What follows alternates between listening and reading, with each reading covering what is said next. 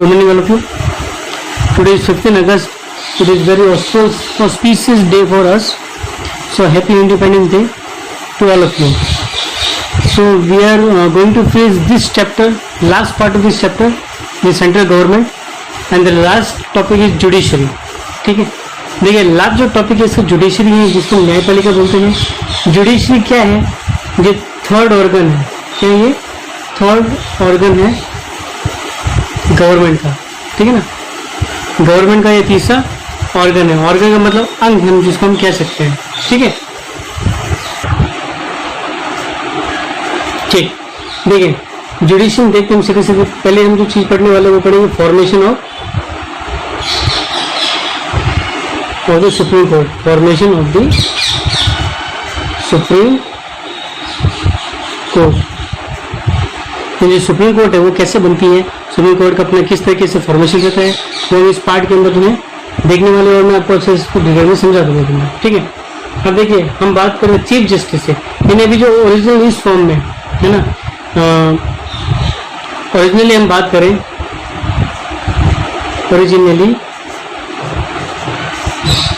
Originally India के अंदर जो एक सुप्रीम कोर्ट होती है ना, सुप्रीम कोर्ट के अंदर क्या है, वन चीफ जस्टिस, एक है चीफ जस्टिस जिसको हम कहते हैं मुख्य न्यायाधीश.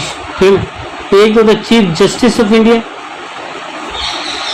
और 7 अदर जजेस होते हैं, अदर जजेस होते हैं सुप्रीम कोर्ट के.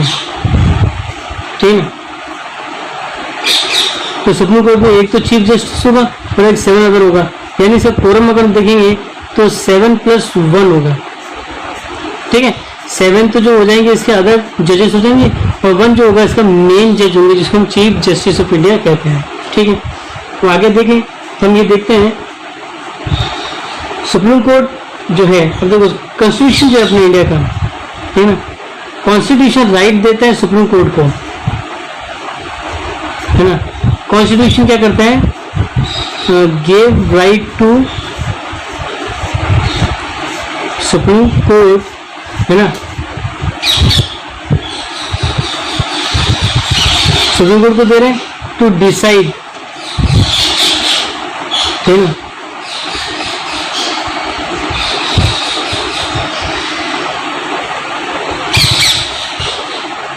ठीक है. तो जो राइट है इसको दिया हुआ है right to decide the salary और टर्म्स ऑफ द जजेस. ठीक है ना, jurisdiction of the court. Jurisdiction का मतलब होता है क्षेत्र अधिकार, किस क्षेत्र में इनका अधिकार होता है ना, सुप्रीम कोर्ट. ठीक है ना, वॉज गिवन टू पार्लियामेंट, यानी जो भारतीय संविधान है, संविधान ने क्या कर रखा है, ये डिसाइड कि भाई सुप्रीम कोर्ट में जजेस कितने होंगे, ठीक है, उनकी सैलरी क्या होगी, टर्म्स क्या होंगे जजेस के, और उनका क्षेत्राधिकार क्या होगा, यानी उनका ज्यूरिसडिक्शन क्या होगा, वो सारा का सारा जो राइट है वो किसको दे रखा है, पार्लियामेंट को दिया हुआ है. किसको दे रखा है, it has been given to the parliament by the constitution of India. ठीक है, तो देखिए इन 2008 के अंदर क्या किया गया था, देखिए यहाँ पे ध्यान सुनेंगे. यहाँ पे 2008 में, ठीक है, नंबर ऑफ जजेस इंक्लूडिंग चीफ जस्टिस वर 31. क्या थे, नंबर ऑफ जजेस इन सुप्रीम कोर्ट इज 31. कितने थे, 31 थे. ठीक है ना. अब देखिए कौन नॉमिनेट करेगा जजेस को, तो प्रेसिडेंट. ठीक है ना, प्रेसिडेंट ऑफ इंडिया नॉमिनेट करते हैं, नॉमिनेट द जजेस ऑफ द सुप्रीम कोर्ट, जजेस ऑफ द सुप्रीम कोर्ट. ठीक है, तो प्रेसिडेंट जो है इंडिया के वो नॉमिनेट करेंगे जजेस ऑफ द सुप्रीम कोर्ट को. सुप्रीम कोर्ट के जजेस को नॉमिनेट कौन करता है, प्रेसिडेंट ऑफ इंडिया करते हैं. ठीक है ना. अब देखिए अपॉइंटमेंट के लिए, ठीक है, in relation to appointment, appointment के लिए कंसल्टेशन करना पड़ेगा रिलेशन टू दी अपॉइंटमेंट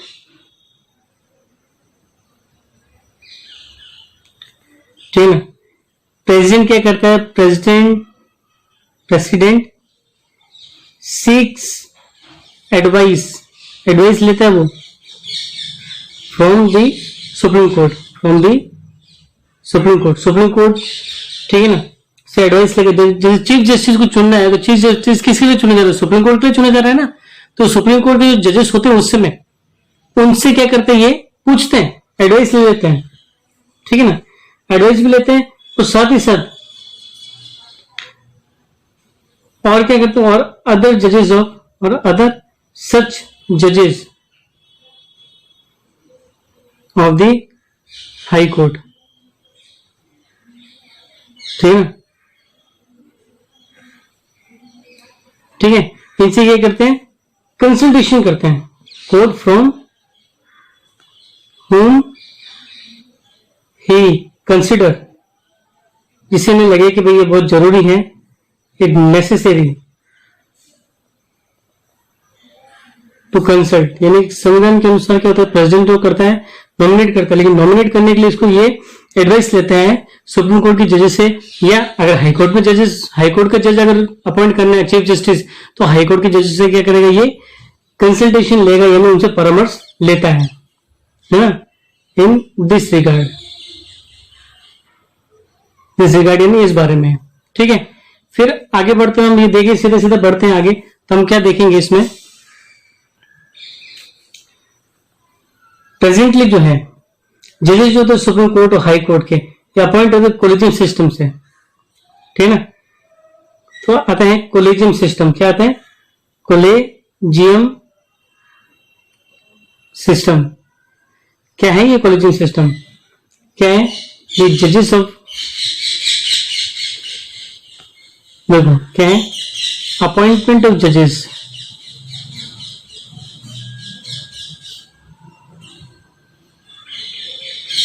जजेस of supreme court and high court है ना। ये एक प्रोसेस है, क्या है, it is in process in विच जजेस of the supreme court and high court are appointed. ये एक ऐसा प्रोसेस है जिसमें सुप्रीम कोर्ट के जो जज होते हैं, जो हाई ठीक है, वो क्या किया जाते हैं, उनको अपॉइंट किया जाता है ठीक है।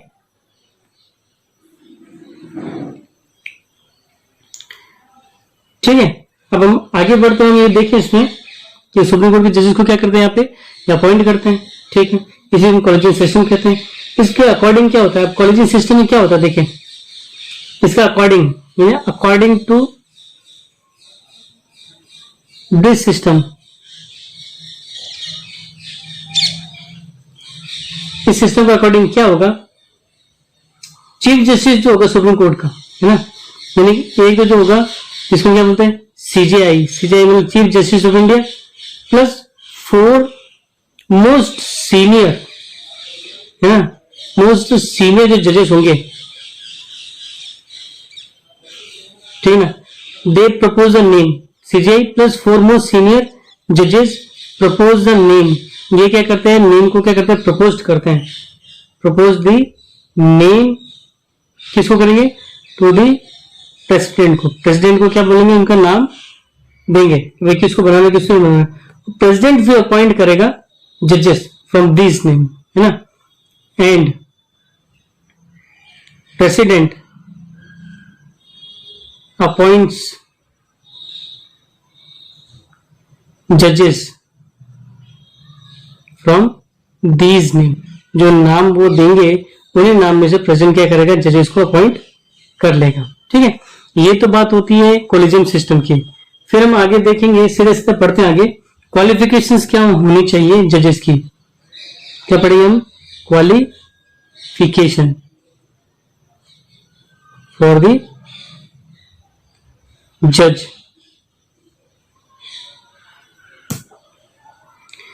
क्वालिफिकेशंस की बात करते हैं तो सबसे पहले जो क्वालिफिकेशन होनी चाहिए, क्या होनी चाहिए, he should be citizen of India, should be citizen of India। पहली बात तो ये है कि भारत का नागरिक होना जरूरी है ठीक है ना। फिर कम से उसका और एक क्वालिफिकेशन क्या है कि he has worked as a जज फॉर एट लीस्ट 5 years, है ना, इन हाई कोर्ट। कम से कम 5 साल जज के रूप में हाई कोर्ट में काम किया हो, या फिर और 2 or more कोर्ट्स, या 2 और ज्यादा कोर्ट में ये काम किया हुआ हो।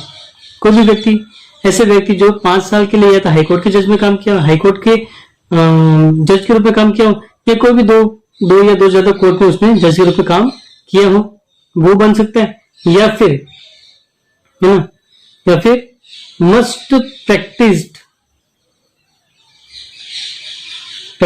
इन दी हाई कोर्ट, ठीक है ना, और अदर कोर्ट, या तो हाई कोर्ट में या अदर कोर्ट में प्रैक्टिस की हो उसने for 10 consecutive years। 10 consecutive years का मतलब होता है लगातार 10 साल तक हाई कोर्ट में या कोई भी दूसरे कोर्ट के अंदर उसने प्रैक्टिस की हो, ऐसे व्यक्ति सुप्रीम कोर्ट का जज बन सकता है।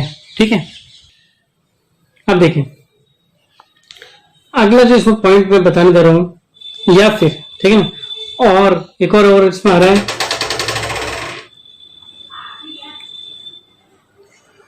और क्या है, और इन दी आईज ऑफ प्रेसिडेंट, यानी प्रेसिडेंट की आंखों में he should have high knowledge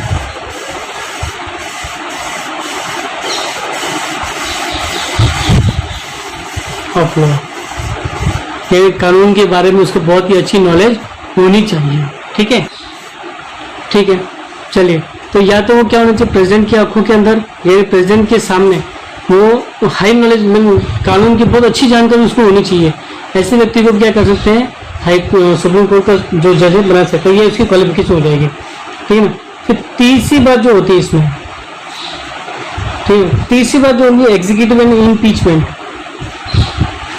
executive and impeachment, मतलब क्या काम करेंगे और कैसे उनको हटाया जा सकेगा अगर वो सही काम ना करे तो। ठीक है, तो देखिए कि इन जनरल, अगर जनरल हम बात करते हैं, इन जनरल अगर हम बात करते हैं तो सुप्रीम कोर्ट के जज होते हैं वो अपनी पोस्ट पे 65 ईयर्स तक रह सकते हैं, है ना। सुप्रीम कोर्ट जज रिमेन एट देयर पोस्ट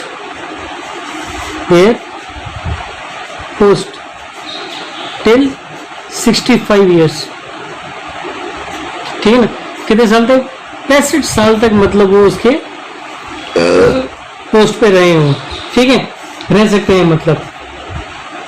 अब इस दौरान क्या कर सकते हैं, ही कैन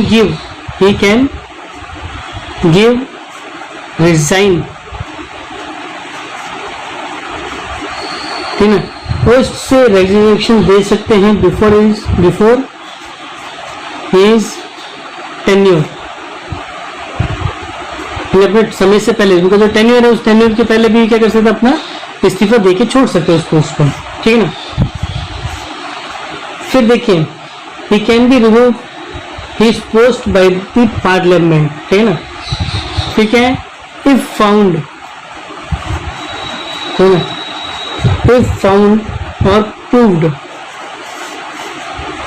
है ना, मिसकंडक्ट, अगर लगता है कि भाई जो अगर जज मिसकंडक्ट करता हुआ पाया गया, ठीक है ना, और इनइक्वलिटी करता हुआ पाया जाता है, इनइक्वलिटी, तब उसको क्या है, द जजेस जो होंगे, इन जो जज होंगे, द जजेस can be removed from his post by parliament, ठीक है ना। अगर ये पाया जाता है,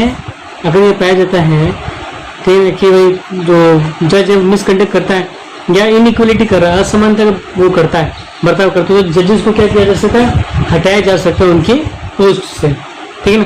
और ये काम कौन करेगा, ये काम करेगी पार्लियामेंट, ठीक है ना। ये बात इसके सामने आती है।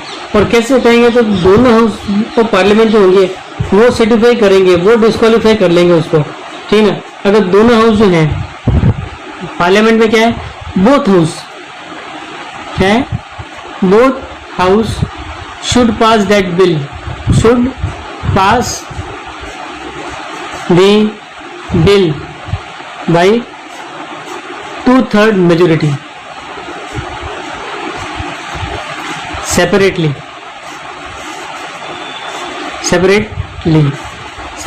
दो 2/3 मेजोरिटी से उस बिल को पास करना पड़ेगा, तब जाके वो पास माना जाएगा और तब जज को हटा सकते हैं, ठीक है ना। नेक्स्ट पॉइंट जो आता है उसकी salary allowance and other facilities.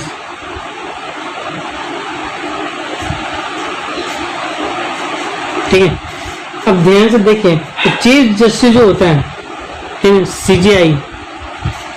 CGI को 1 लाख सैलरी मिलती है। कितनी मिलती है? 1 लाख रुपीज की मंथली सैलरी मिलती है, मंथली सैलरी मिलती है इसको। कितनी? 1 लाख रुपए की, ठीक है। अदर जजेज जो होंगे, अदर जजेज जो होते हैं सुप्रीम कोर्ट के, 90,000 रुपीज उनको मिलते हैं। कितने? 90,000 रुपीज मिलते हैं पर मंथ, ये इनकी सैलरी है। इसके अलावा उनको पेंशन वगैरह मिलती है ना, साथ साथ क्या मिलती है? पेंशन मिलती है इनको रिटायरमेंट के बाद में, पेंशन आफ्टर रिटायरमेंट।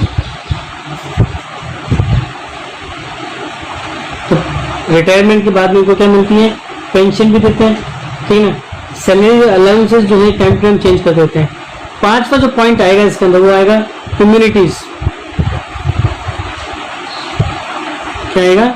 इम्यूनिटीज। देखें, जजेस फ्री क्रिटिसिज्म से all their action and decisions, मतलब जजेस के जो भी उसने काम कर रहा है, जो भी वो डिसीजन ले रहा है, उस डिसीजन के ऊपर कोई भी मतलब क्रिटिसिज्म कोई नहीं कर सकता उसका कि वैसे डिसीजन गलत लिया, ऐसा कोई कह नहीं सकता है, ठीक है ना।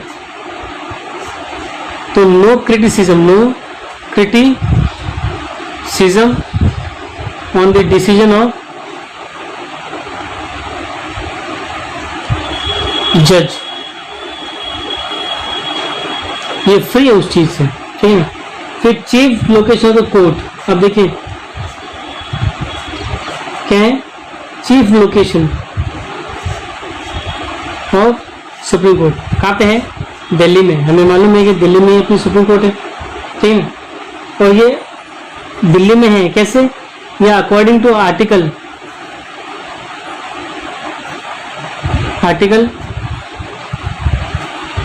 130 के अनुसार। तो आर्टिकल 130 में लिखा है कि इंडिया का जो सुप्रीम कोर्ट होगा वो कहाँ होगा? दिल्ली में होगा, ठीक है। ये मेंशन किया हुआ उसके अंदर। चलिए अब इसकी पावर्स पढ़ेंगे हम सीधे सीधे। क्या पढ़ेंगे? ज्यूरिसडिक्शन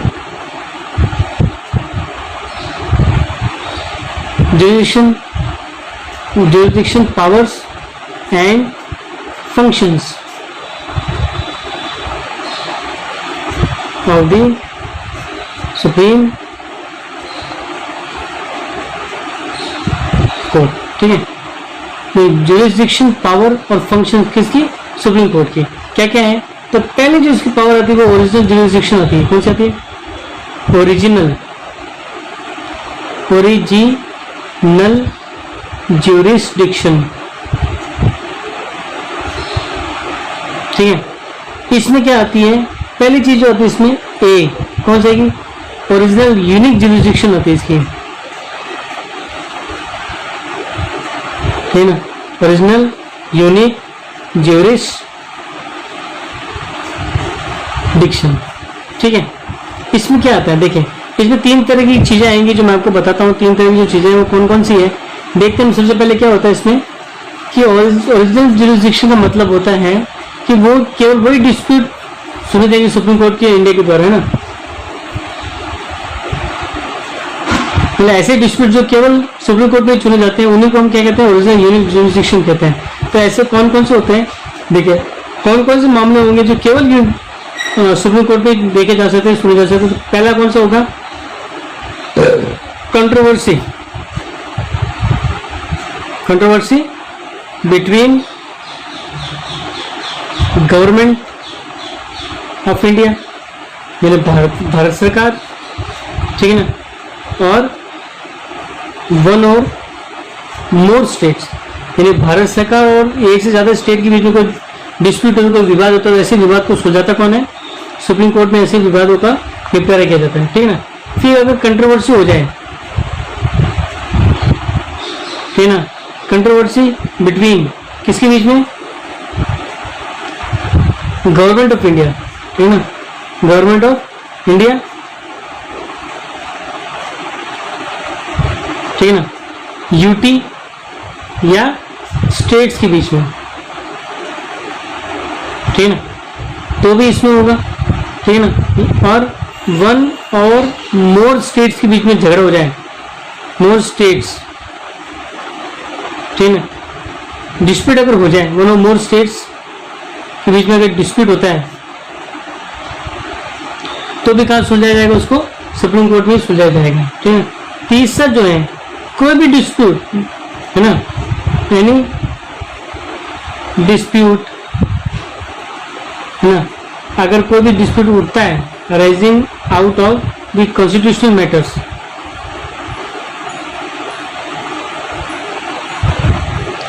ठीक है ना, कॉन्स्टिट्यूशनल मैटर पे कोई भी डिस्प्यूट अगर उठता है, ठीक है ना, दो या दो से ज्यादा स्टेट्स के बीच में, है ना, कॉन्स्टिट्यूशनल मैटर्स पे बिटवीन टू और मोर स्टेट्स, दो या दो से ज्यादा स्टेट्स के बीच में कोई भी झगड़ा अगर है, कॉन्स्टिट्यूशनल मैटर कोई है, संविधान से रिलेटेड कोई झगड़ा है, तो वो झगड़ा कौन सुलझाता है, सुप्रीम कोर्ट सुलझाती है, ठीक है। अब देखें नेक्स्ट जो आता है बी वाला, कौन सी, ओरिजिनल, ओरिजिनल कंकरेंट जुरिसडिक्शन।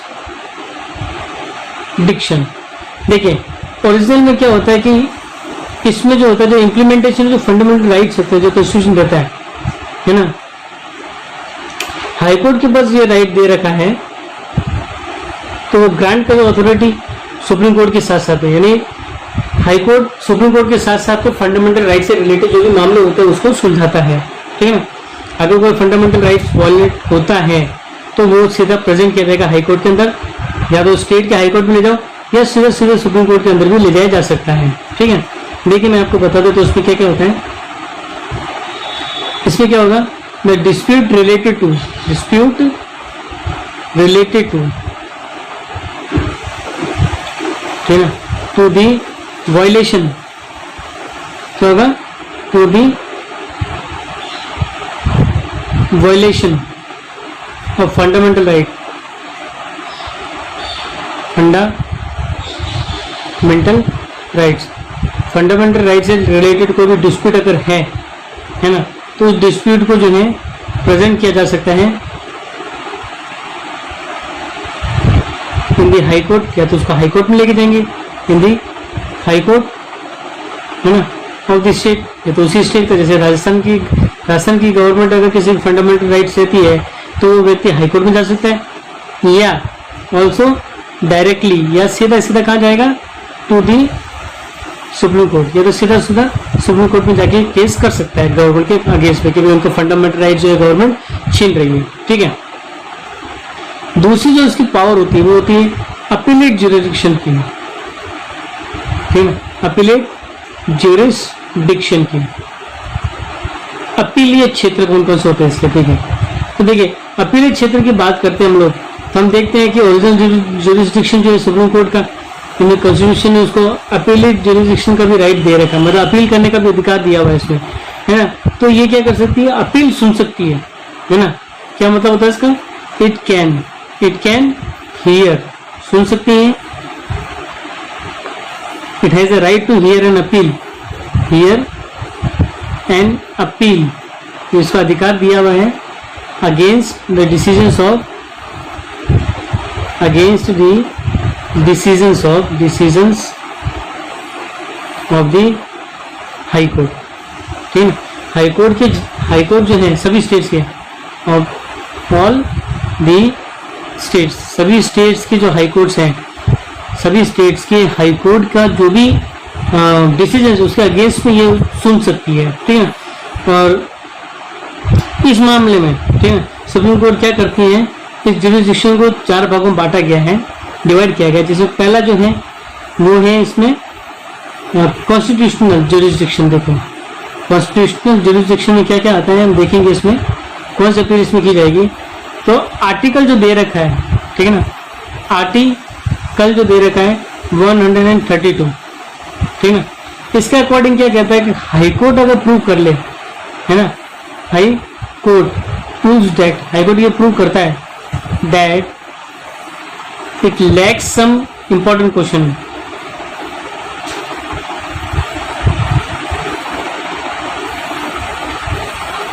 ठीक है ना, हाई कोर्ट ये प्रूव करते हैं कि भी कुछ इंपॉर्टेंट क्वेश्चन की कमी है, किसके बारे में, about the law related to the, about the law related to, ठीक है ना, इंटरप्रिटेशन ऑफ द कॉन्स्टिट्यूशन, है ना, इन द डिस्प्यूट। ठीक है, संविधान की व्याख्या से संबंधित अगर लगता है कि संविधान की व्याख्या जो है, ठीक है ना, व्याख्या संबंधित इंपॉर्टेंट कानून जो है उनकी कमी है, ठीक है ना, तो ऐसे डिस्प्यूट को क्या है, कॉन्स्टिट्यूशनल मैटर है, कॉन्स्टिट्यूशन रिलेटेड है, ऐसे मैटर सुप्रीम कोर्ट के अंदर सुने जा सकते हैं, ठीक है ना। तो डिस्प्यूट हो तब क्या किया जाएगा, then the appeal, then the appeal of the high court, ठीक है ना, हाई कोर्ट की अपील जो होगी, अपील में हाई कोर्ट डिसीजंस जो होंगे can also be made in the supreme court, ठीक है ना, तब हाई कोर्ट के जो डिसीजंस होंगे, है ना, वो क्या सुन लिए जाएंगे, सुप्रीम कोर्ट में सुनेंगे। तो दूसरा जो इसमें आता है वो सिविल केस आता है, सिविल। देखिए सिविल में क्या होगा, इस केस में क्या होता है कि भी जो सिविल डिस्प्यूट जो होते हैं वो अपील होते हैं सुप्रीम कोर्ट के अंदर, ठीक है ना, तो सिविल डिस्प्यूट्स अपील्ड इन सुप्रीम कोर्ट, ठीक है ना। अब सुप्रीम कोर्ट में भी सुना जाएगा, supreme court from high court से, ठीक है ना, जिसमें क्या है, इन विच अमाउंट जो होगा, डिस्प्यूट अमाउंट जो होता है, इसमें जो विवादित जो पैसा है, इज मोर देन 20,000, यानी अगर 20,000 से ज्यादा अगर रुपए का मामला है तब तो सुप्रीम कोर्ट मतलब उसकी विवाद को क्या करता है, सुनता है। लेकिन एक आर्टिकल लिखा था, ठीक है ना, अगला कहते हैं जो आर्टिकल जो है 133 के अनुसार, आर्टिकल अकॉर्डिंग टू आर्टिकल 133, ठीक है ना, 30 कॉन्स्टिट्यूशनल चेंज हुआ था, 30 कॉन्स्टिट्यूशनल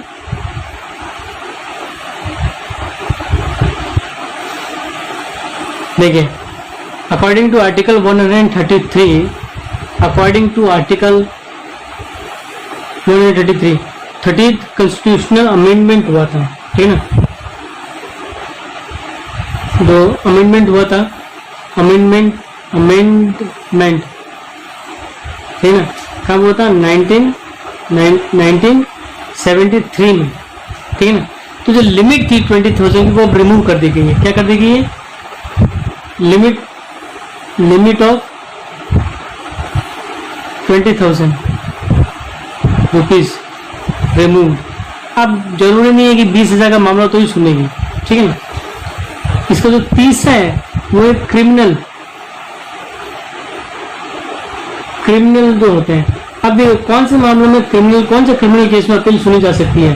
देखिए पहली चीज क्या है, हाई कोर्ट डेथ सेंटेंस देती है किसी को भी, है ना,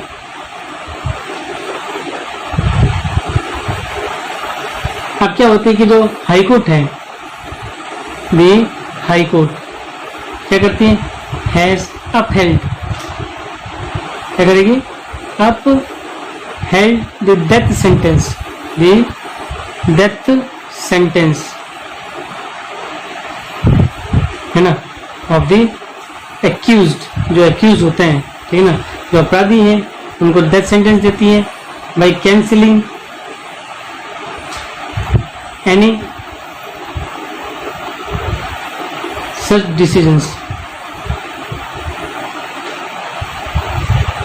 है ना, ऑफ द लोअर कोर्ट।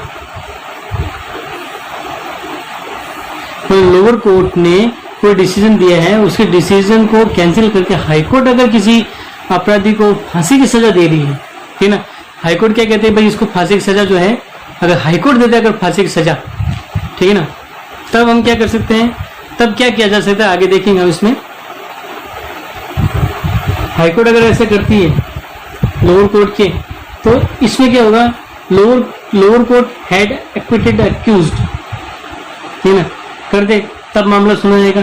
फिर हाई कोर्ट अगर डेथ सेंटेंस देती है, क्या करती है, नहीं, high court given death sentence, फांसी की सजा मतलब अगर दे दे तो द एक्यूज्ड, एक्यूज का मतलब होता है अपराधी को, है ना, फ्रॉम द लोअर कोर्ट, ठीक है ना, which was in the dispute in lower court, which was in dispute in the lower court. देखो हाई कोर्ट अगर डेथ सेंटेंस देती है एक्यूज को, लोअर कोर्ट की डिसीजन से, ठीक है ना, लोअर कोर्ट ने डिसीजन दिया था, लेकिन हाई कोर्ट में जब मामला गया तो हाई कोर्ट क्या करे, उसको फांसी की सजा दे देती है, तो वो मामला क्या है, सुप्रीम कोर्ट के अंदर सुना जा सकता है, ठीक है। तीसरी जो बात करते हैं, हाई कोर्ट सर्टिफाई करे कि जो मैटर है वो सुप्रीम कोर्ट में अपील करने लायक है, तो वो मामले सुने जा सकते हैं, ठीक है ना। It means high court certifies, high court अगर सर्टिफाई कर ले, क्या कर ले, that the matter is eligible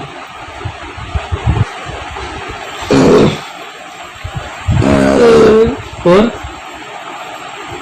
appeal, eligible for appeal in the supreme court.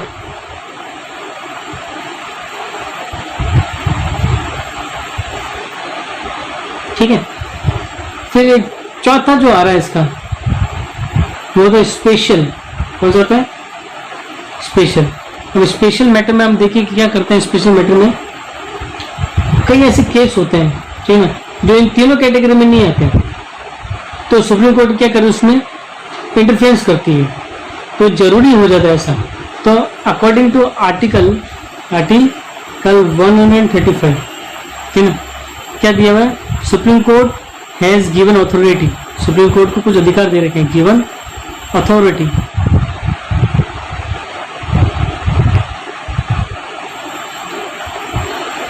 ठीक है ना, अथॉरिटी दे रखी है इनको, दैट एक्सेप्ट, ठीक है ना, accept military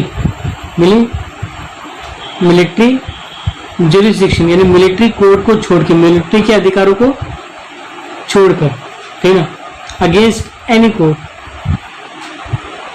against any court और formation of any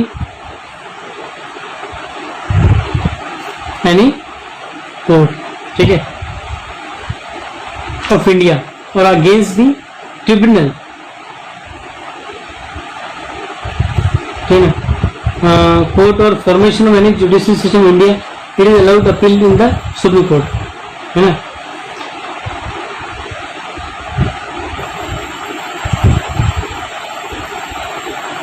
any court और any judicial system of India.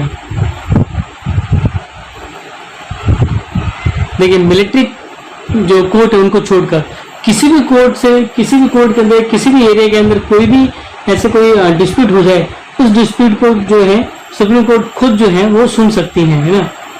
In India it is allowed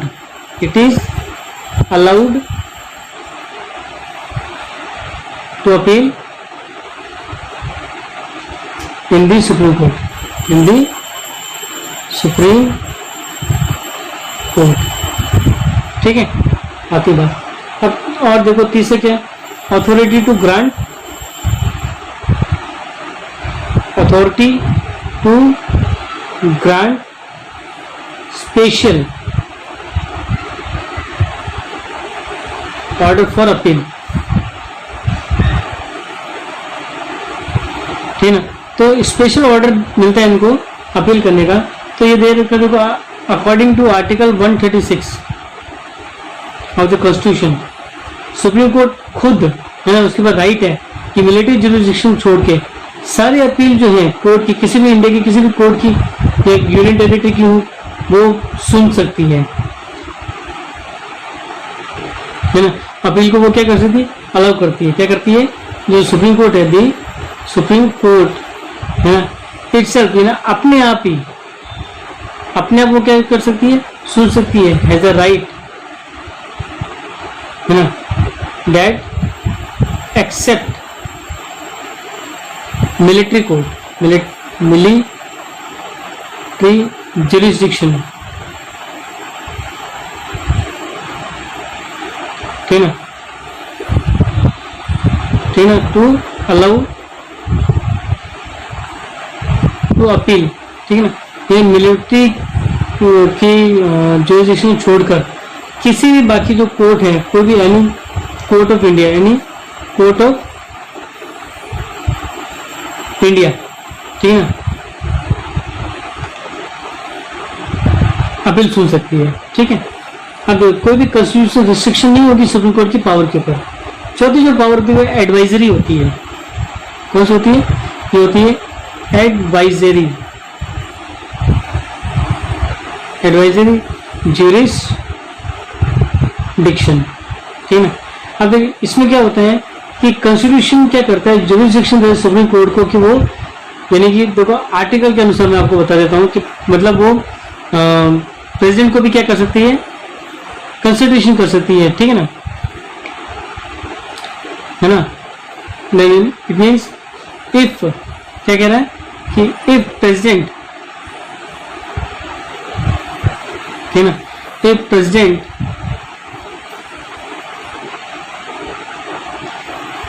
have got question, have got such a question of law, यानी कानून से संबंधित कोई सवाल अगर उसके पास आ जाए किसी सामने, प्रेसिडेंट के सामने, और फैक्ट आ जाए that is of public interest, यानी पब्लिक इंटरेस्ट का कोई भी ऐसा चीज आ जाए जो कानून से रिलेटेड हो, ठीक है ना, और उसको लगता है, प्रेसिडेंट को लगता है कि भाई कानून का मैटर है तो मैं सुप्रीम कोर्ट से पूछ लेता हूँ कि भाई क्या करना चाहिए, तो वो उससे पूछ सकता है ना। तो he can seek advice, seek advice of the supreme court, of the supreme court on that question. उन क्वेश्चन पे वो सुप्रीम कोर्ट से क्या ले सकता है, एडवाइस ले सकता है। अब ये प्रेसिडेंट के ऊपर है कि भाई उनकी एडवाइस को माने या वो ना माने। ठीक है, पांचवा आता है court of record, court of record. ठीक है ना, देखिए अकॉर्डिंग टू आर्टिकल 129, ठीक है ना, 129 के अकॉर्डिंग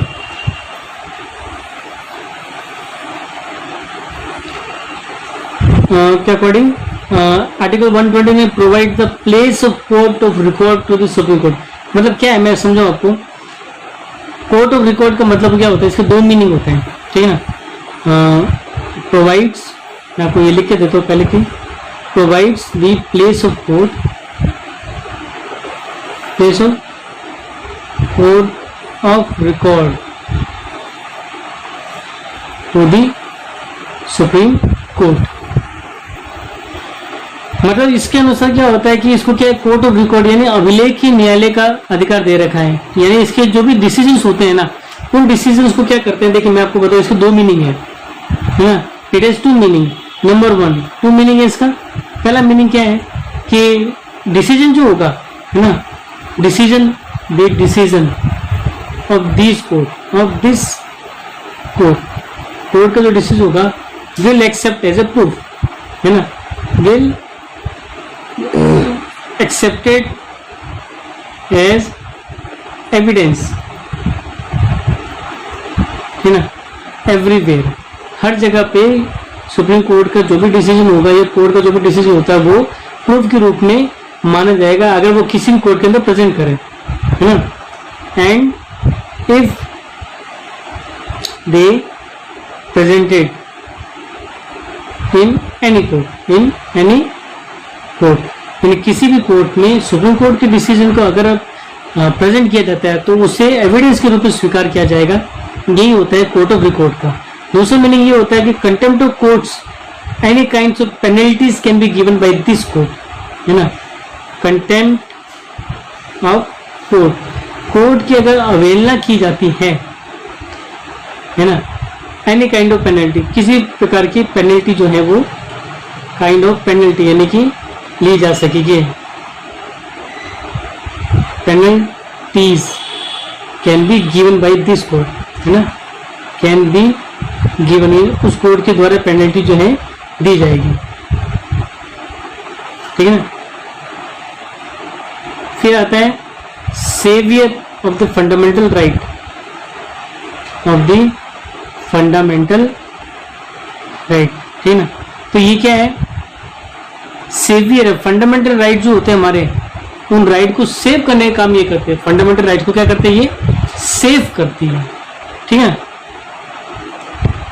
तो कोई भी देखो, सुप्रीम कोर्ट जो है इंडिया के वो कस्टोडियन है फंडामेंटल राइट्स के। क्या ये है कस्टोडियन, यानी जो अपने गार्जियंस नहीं होते उस टाइप से संरक्षक है ये, custodians of the fundamental rights, हमारे जो फंडामेंटल राइट्स है। And you know that we have 6 fundamental rights. तो उस फंडामेंटल राइट्स के जो है कोई वायलेट ना कर ले उसके लिए कस्टडी का काम करती है। पर इसके लिए क्या करते हैं, रिट इशू करती है ना। कोर्ट इशूज, है ना, रिट्स। 5 टाइप की रिट्स होती हैं, ठीक है। एक होते हैं हैबियस कॉर्पस, हैबियस कॉर्पस, ठीक है ना। फिर मेंडामेंस होती है, मेंडामस होती है। आप जब हाई लेवल में आएंगे ना तब इनके बारे में और ज़्यादा डिटेल पढ़ेंगे। प्रोहिबिशन, है ना। फिर चौथा जो होती है सर्टियोररी, ठीक है ना। और 5वीं जो है वो क्यू वारंटो है, क्यू वारंटो, ठीक है। और लास्ट जो है ये क्या, guardian of the constitution, guardian है कॉन्स्टिट्यूशन के, ठीक है। यानी गवर्नमेंट जो है, पार्लियामेंट जो है, मनमाने तरीके से इसके अंदर चेंजेस नहीं कर सकेगी। क्या ये पावर ऑफ जुडिशियल रिव्यू, ठीक है ना। जुडिशियल रिव्यू यानी कोर्ट के पास वो पावर है कि वो रिव्यू कर सकती है, देख सकती है। देखिए इसमें क्या दे रखा है, आर्टिकल 131 एंड 132 इसके अकॉर्डिंग, ठीक ना। सुप्रीम कोर्ट के पास राइट है, supreme court has the right to reviews the methods produced by federal और स्टेट गवर्नमेंट। तो सुप्रीम कोर्ट के पास वो राइट है कि वो क्या कर सकती है कि स्टेट गवर्नमेंट और फेडरल गवर्नमेंट के द्वारा जो भी मेथड वो प्रोड्यूस कर रही है, जो भी पॉलिसीज वो बना रही है, जो भी लॉ बनाती है, उसे रिव्यू कर सकती है, ठीक है ना। अगर वो सही नहीं होती है तो वो इलीगल डिक्लेयर भी कर सकती है, और ऐसे कई बार हो भी चुका है, ठीक है ना। तो ये इस वीडियो का अंत था, ये चैप्टर यहाँ पे कंप्लीट होता है। अब इसके बाद जो आते हैं मैं इसके लिए कुछ इंपॉर्टेंट जो क्वेश्चन है वो आपको बता देता हूँ इम्पोर्टेंट जो क्वेश्चंस है, और ये क्वेश्चंस याद रखिए ये आपके बुक के क्वेश्चन ही है, ठीक है। So these are some important questions for you, take the screenshots of these questions and answer these question in clear handwriting with name written on the top of your notebook with your hand, okay, with your handwriting, okay. Thank you very much.